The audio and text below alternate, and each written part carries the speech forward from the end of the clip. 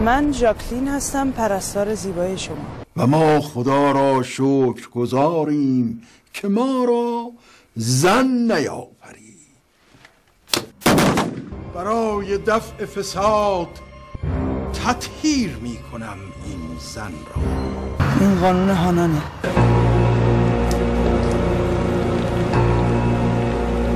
با من ازدواج کن، بهشت خدا رو برات میخرم تا ابد. خدایا گناهان ما رو از پوست و استخوانمان بتراش.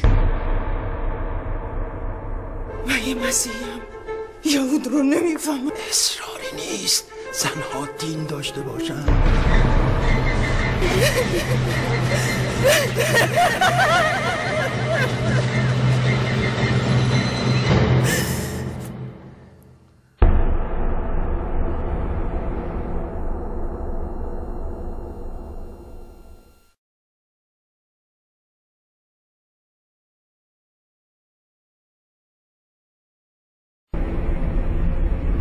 ما فرزندان ابراهیم هستیم.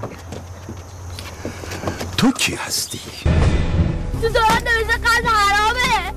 احمق، قتل جهود حرامه. ما طالب صلح هستیم، ما متمدن هستیم. این جنگ کافر، بفهمید جنگ. همه دنیا منتظر تو هستن، سکوت کردن.